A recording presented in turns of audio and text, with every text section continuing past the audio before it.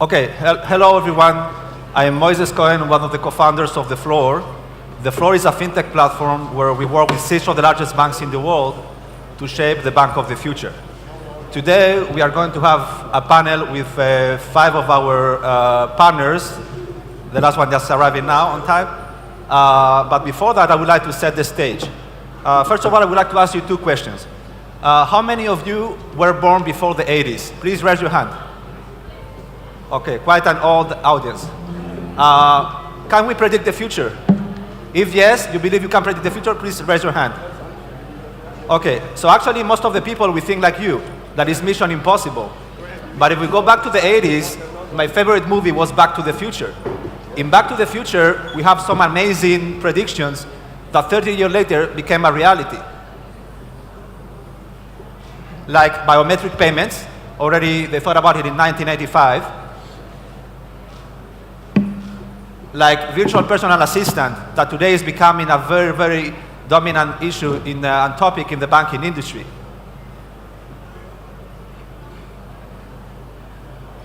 Like drones, that they thought at the beginning that they were right, that drones will be used for the media industry, but today they are becoming very dominant in the insurance industry as well, to assess risk, to assess damages, and to handle claims.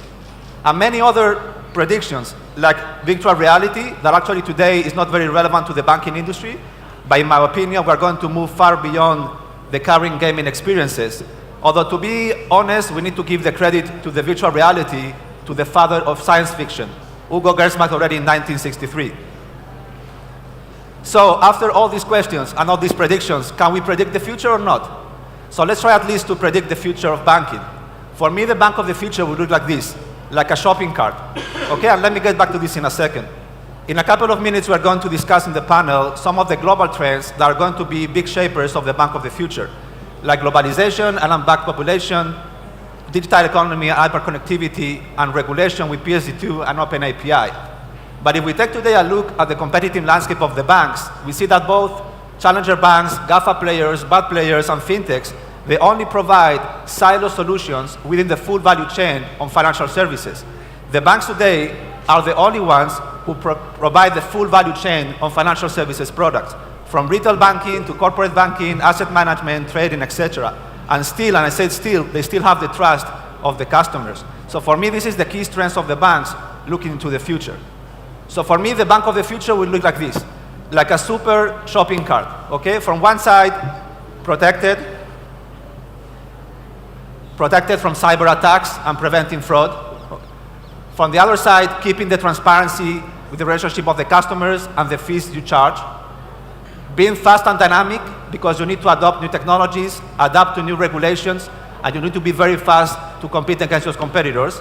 But most importantly, they should be open at the top to allow open API and collaborations with the ecosystem to maintain the full value chain of financial services products. So at the end of the day, and especially after PSD2, the banks will need to decide whether they want to become an utility or they want to keep the end user relationship with the customers. But even if we talk about 20 years from now, so how the banking industry will look like 20 years from now. So maybe we will see deviceless transactions, no mobiles, no tablets, no credit cards, no cash, deviceless transactions. Quantum computing will become a very prominent technology in the banking industry, and in my opinion, is going to displace also some of the advantage of blockchain.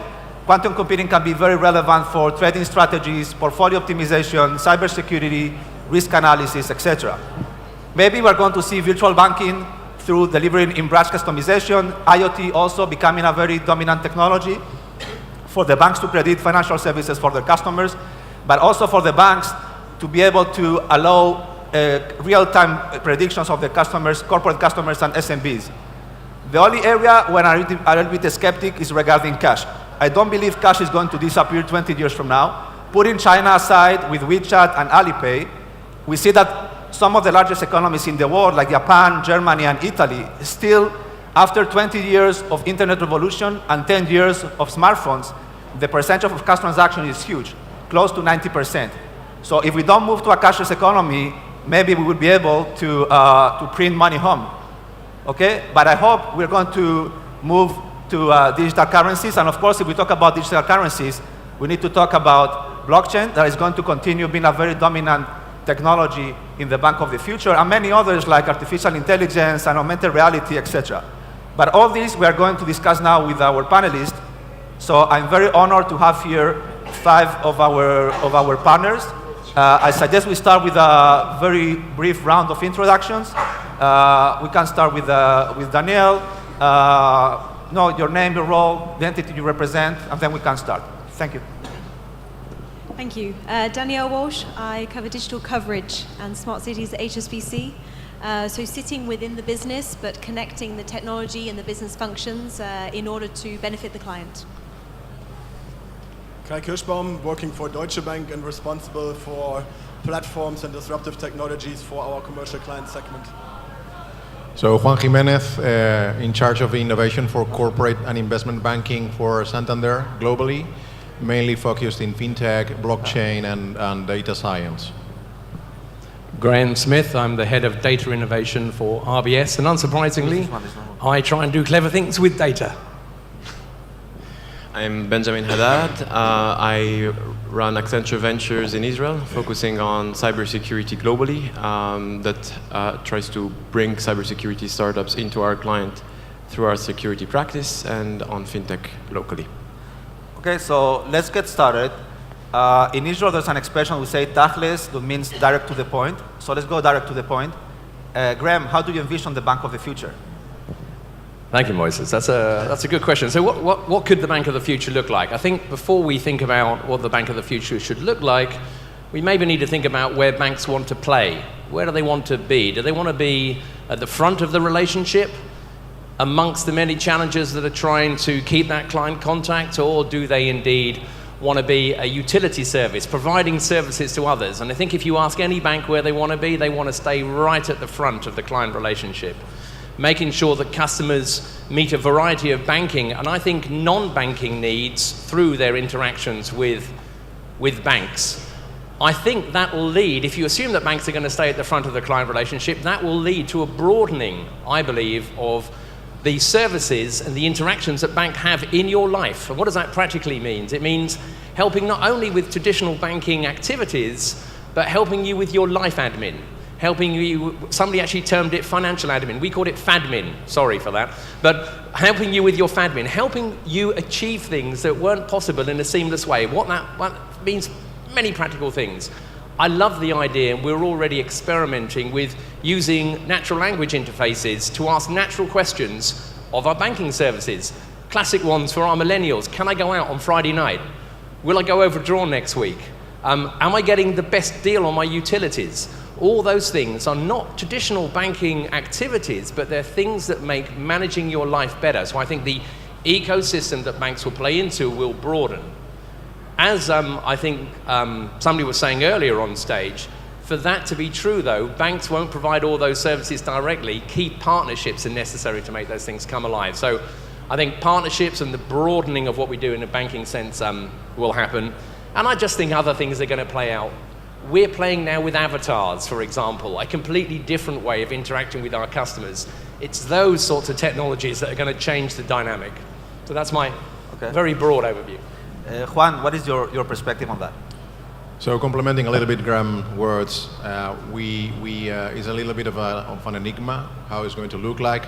But if I have to make prediction, I would say it's more and more automated, more efficient, and for sure more convenient, as our customers are demanding better service always. Connected to your slide of being a platform or being a product and service bank for fronting customers, I would say platform is a must. If you don't have it, you're dead. So we are inspiring ourselves from the GAFA phenomenon, different platforms they're putting together. We are opening our systems, opening our core banks more and more, even farther that the regulation is asking us, in order to be a relevant platform and being able to serve our services and also third parties' services. So it's open banking. But I think that the end game and the competition would be in which one is going to be able to deliver a better top-notch service. Okay. Can I throw in one provocative topic? I think yours is better.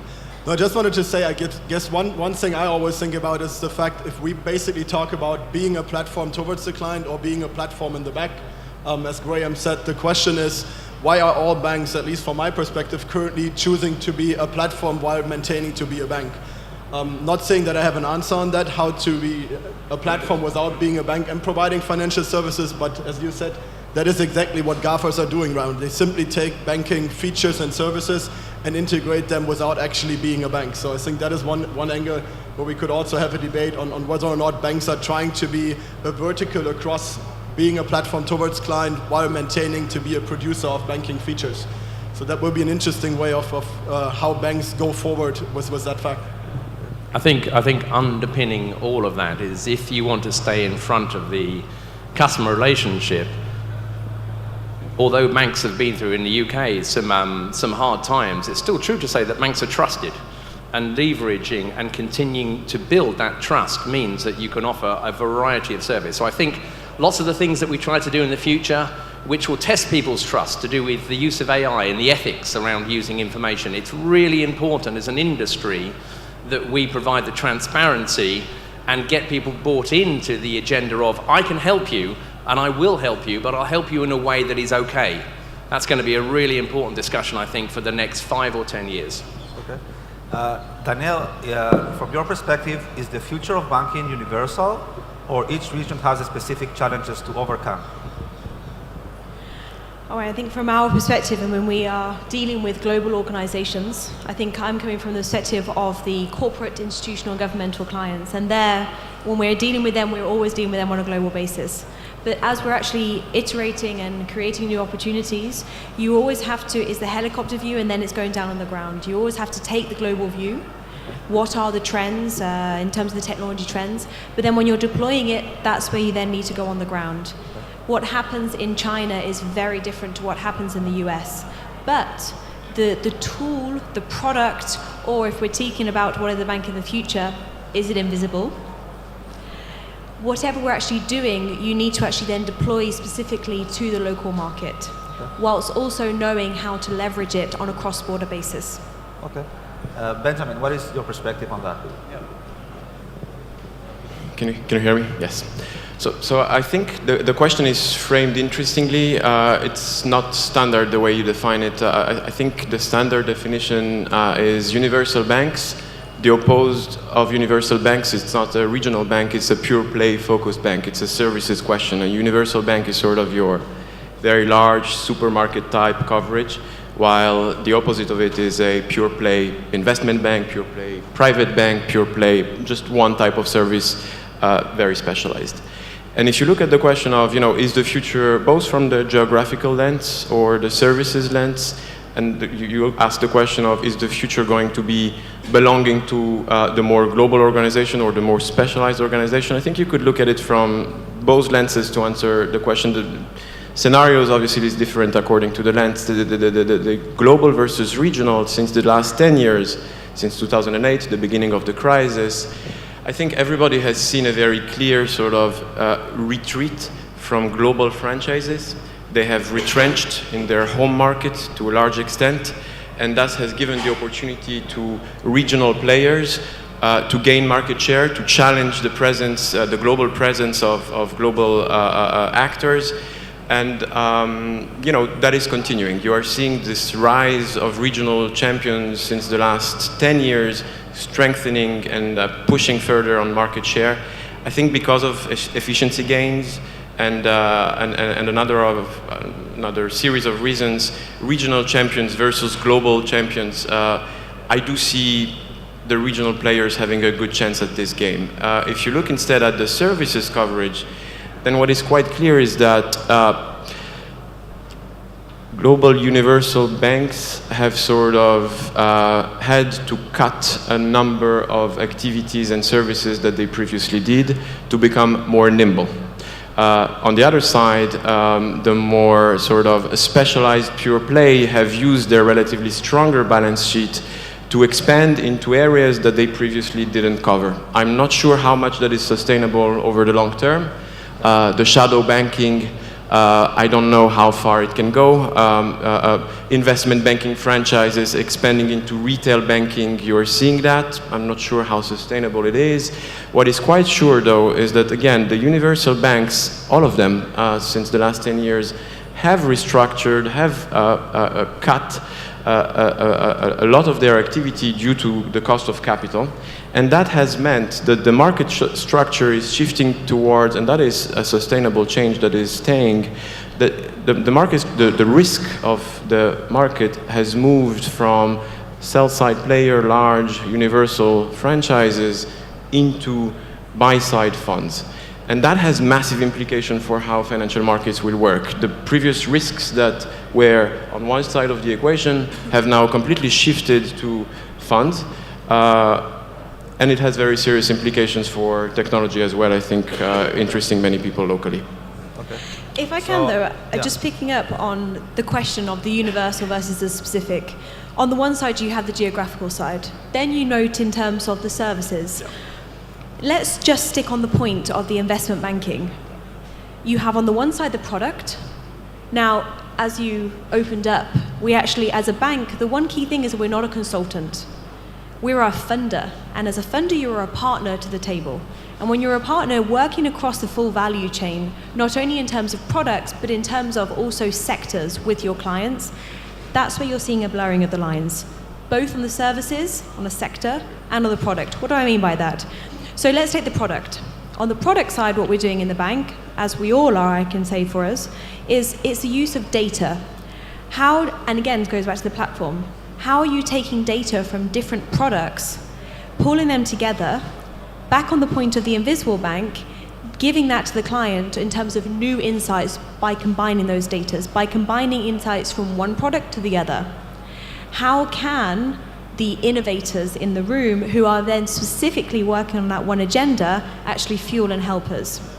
On the sector side, again, due to the technologies that are out there, AI, big data, blockchain, you are also seeing a complete blur in terms of the sectors. Now a health tech company that initially was using AI to cure blindness is very attracted for an auto manufacturer as they seep into autonomous vehicles. So I think in terms of the geographically, again, it's whether it's product, sector, or geographic, I think we need to go top, look at the trends, strip out the hype, and then we go down and be the actual true partner to the client. Okay. And now if we are talking about geographies, so Juan, Santander is maybe the largest bank in Latin America. According to the World Bank, 30% of the worldwide population is unbanked. So how do you addressing, how banks should address this unbanked population in the future? Yeah, very interesting question. So, yeah, according to these figures that you commented, out of the 7 billion population, there's 2 billion people that it's banked, properly banked. There's another 1 billion that is underbanked, and the other 4 are totally unbanked. So no current account, no mean of payment, no nothing. So historically, banks, we've never banked this part of the world, these parts, different parts of the world. Latin America is one, but there's also others, of course, due to the numbers. The numbers just don't work. Business case were not profitable enough. Now, new technologies can really play an important role when making this part accessible, reachable, and profitable. So we really think that through mobile phones, through devices, we can bank this certain population that for sure is going to be shifting and hopefully converting into middle class, hopefully, if we solve problems and we take it right. But for sure the technology is key for that. The alliance, the JVs that we're doing with telco companies, all of them goes in this regard, mainly in Latin America. The penetration that they have, plus our servicing and our different apps and digital services is a very interesting combination. So for sure we're tackling this part. Okay. So you just said that the technology is very relevant for that. So Kai, what key technologies you see in the bank of the future? Maybe just to add on the last one, Okay. I think what is also important, and that is when you take the analogy of Facebook saying Where no internet is, there is no Facebook. Therefore, let's simply bring the internet to the people. And I think that's similar to financial services. And one element is, as you said, the new technologies making it possible to actually get to those respective clients. And I think in that regard, GAFAs help us, because if they bring internet to the people, they actually can use their phone for mobile banking. And on the other hand side, you also see the transformation of our business models in terms of how can we actually risk score respective clients without a financial history. As you, for example, can see from Alipay, which simply uses, let's say, totally new ways of measuring risk with, or financial health with people, and therefore offer a way of actually bringing financial wealth to people who are unbanked today, which from a traditional banking model is simply not possible. There wouldn't be a single KPI we could use.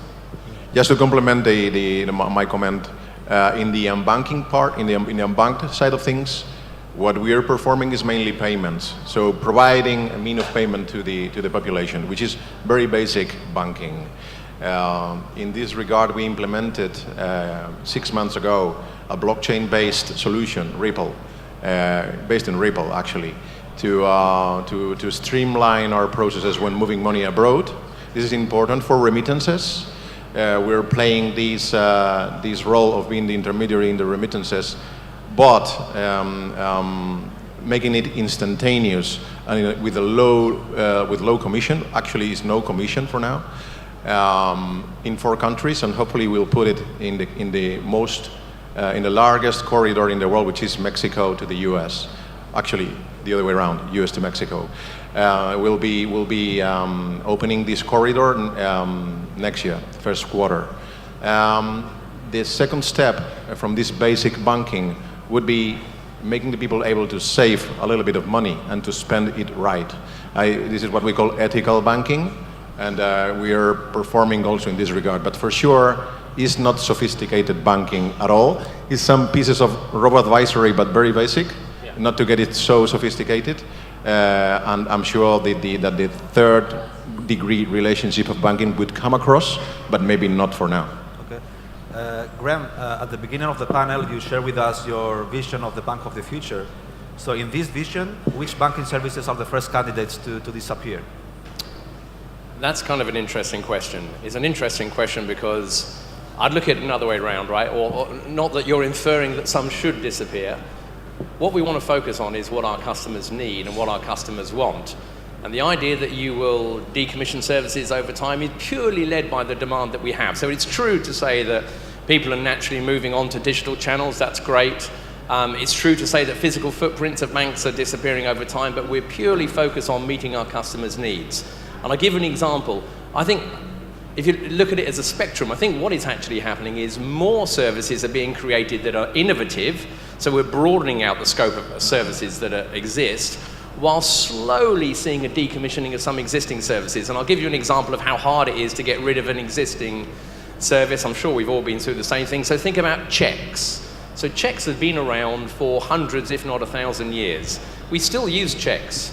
We know there are far more efficient ways of transferring a payment to somebody. You don't need to write a check. Checks in the UK, their use has gone down 15% year on year. And I must have been in over 20 years of banking, been in a number of meetings where we set a date that checks would go, but guess what? They're still around. So actually, we're not going to get rid of checks. What we're doing is we're automating the process of using them. So no longer when someone writes a check and gives it to you, will you, as of, I think, November in this year, across the whole of the UK, no longer will you need to take that check and go into a bank and physically deposit it. You'll just scan it on your phone and it'll automatically go off to the bank, and we've removed the pain point in the check, which wasn't really the receipting of the check, it was actually going somewhere with it. So that's a really great example of customer demand still drives a need for certain things, and what we want to do is make them more efficient. Yeah? But we will keep things going as long as customers need them. Okay. Benjamin, you are here representing Accenture. So according to a recent Accenture report, most of the consumers, especially the young ones, are very receptive to get financial services from non-traditional financial institutions. So who, in your opinion, are going to be the competitors of the bank in the future? So I let also my banking friends here comment. We just a few words since we have done this report together with a number of industry players. What we're seeing definitely is that any choices that the GAFA, which are the very often mentioned, big threats, potential threats to the financial services, any choices that these large players and others will do into financial services is going to be influenced to a large extent by the sources of cash and growth today. That means in simple English that Google and Facebook generate about 75 to 80% of their money from digital advertising. You can be sure that whatever choices that they will make into financial services will do no harm to this massive source of growth. And the same goes for the other players in the set that we just mentioned. The second aspect then that is quite clear to us is that any choices into financial services of these big players will compete with other ideas that could contribute to a sort of trillion-dollar valuation that all of these massive players today have. So in the world of Google, for example, choices around financial services will have to sort of offset opportunities that they have, that they're investigating, that they're progressing very fast on around areas not connected to financial services, drones, cybersecurity, a suite of office tools. And so, again, I would add that as a sort of nuance to the choices that they will make. It will be very influenced by their source of growth today, and it will be very influenced by the trade-offs that they have to make in other opportunity areas. For fintech then specifically, we have looked in my team, if you look at the M&A picture, what kind of big moves could these GAFA players do to serve the millennials with financial services through their platform. An acquisition could always be in the picture, obviously, but there aren't that many fintech that could serve those trillion-dollar valuations that GAFA have in their objectives, in their strategic mandate from the boards. There are hundreds and hundreds, if not thousands, of fintech in the world, but you have about 30 to 40 fintech unicorns, according to us, that could really fit this sort of uptick in valuation that the GAFA has. And then, obviously, if you sort of step back away a little bit from the GAFAs and you look at the picture in Asia, I think there is a fascinating story going on there where you have real innovation in financial services, whether it's Tencent and Alibaba, whether it's Tianhong, developing financial marketplaces, developing asset management together with a retail sales platform. I think this is definitely also an area beyond the GAFA to pay attention to in terms of how technology players will start serving their millennials with new financial services. Okay. So, Kai, who do you see your competitors in the future? I think he already very nicely said who are our competitors. I don't think that GAFAs are future competitors. They are there today, and they are taking up almost on a daily basis more and more financial services. They started with providing payment services to private clients. By now, for example, Amazon is also offering financing to their respective corporate clients. So I think talking about the future, well, the future is today, at least in terms of GAFAs.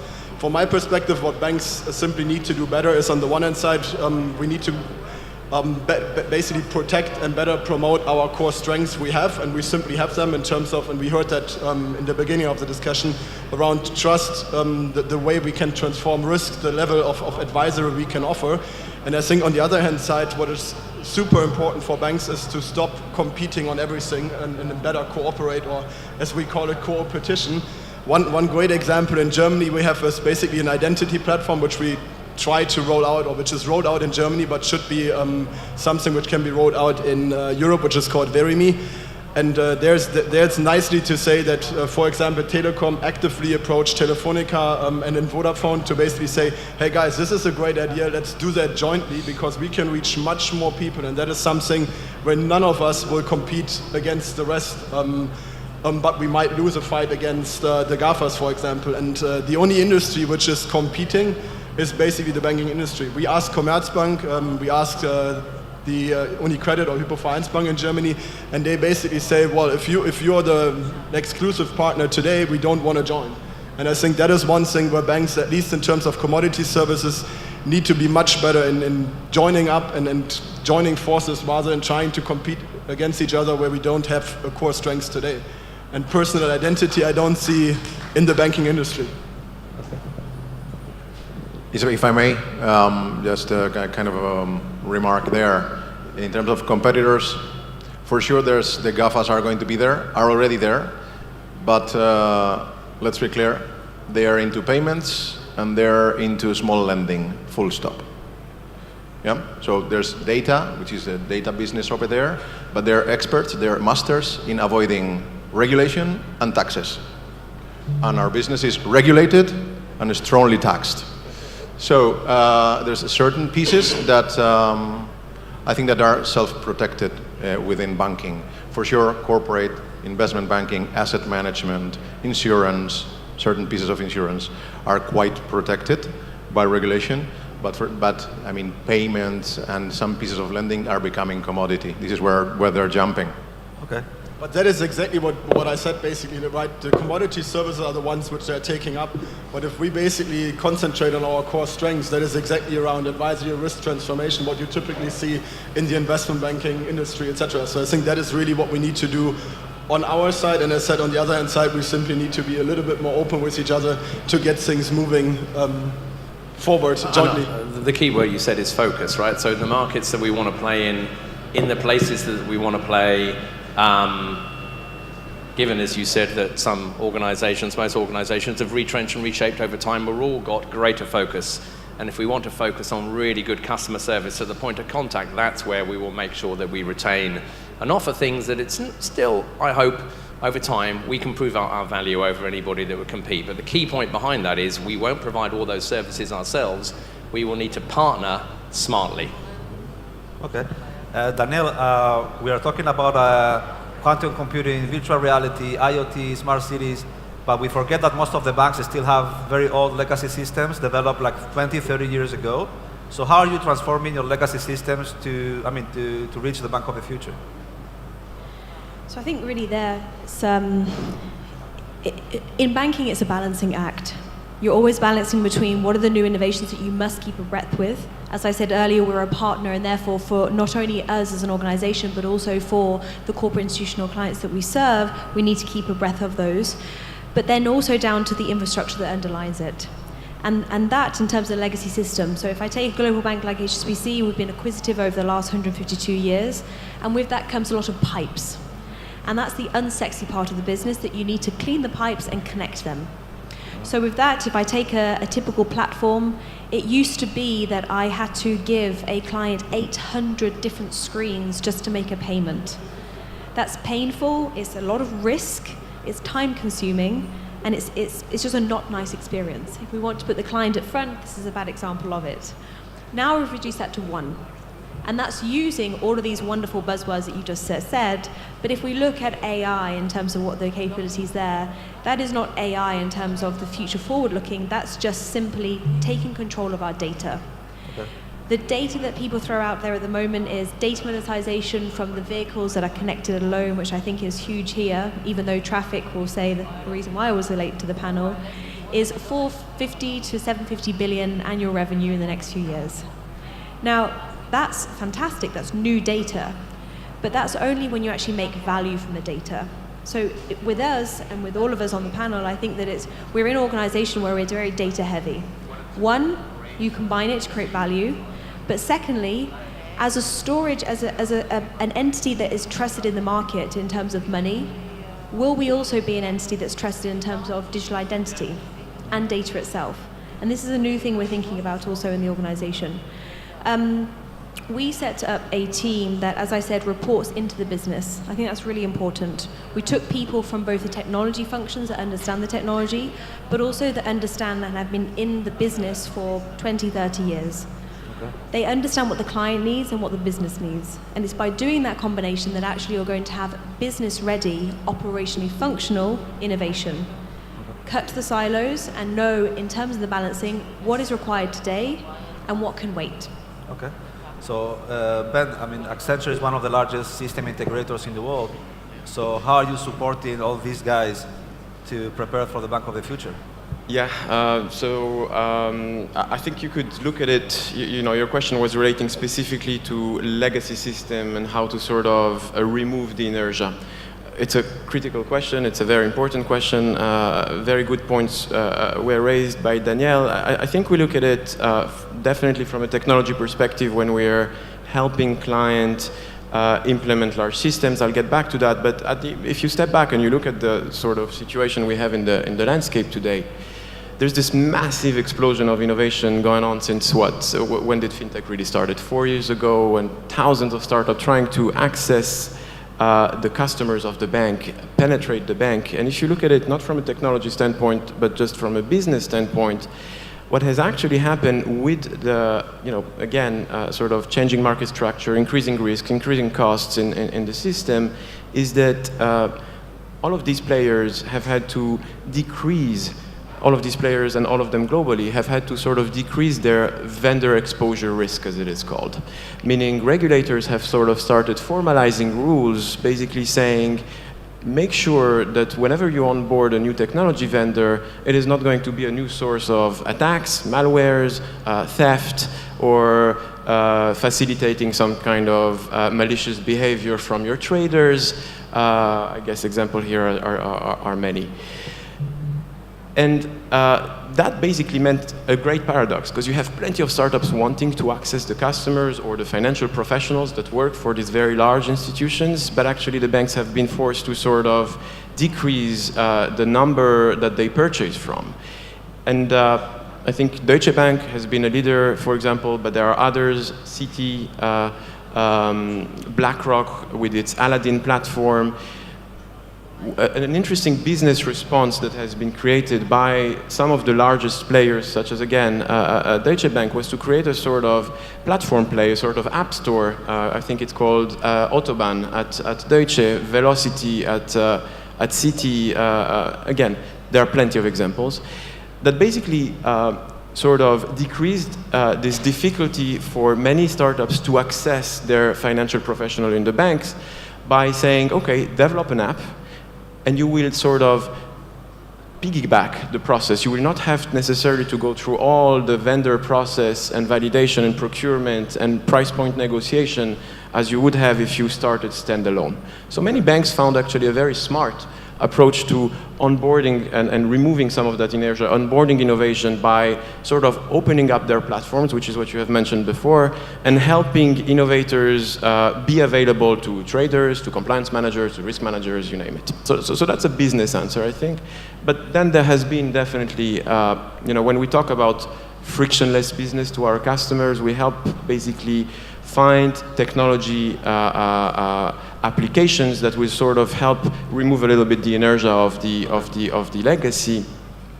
And that is about microservices, leveraging the cloud, using blockchain to sort of decompose problems into discrete services that you can iterate and test and then deploy at a much faster rate than before.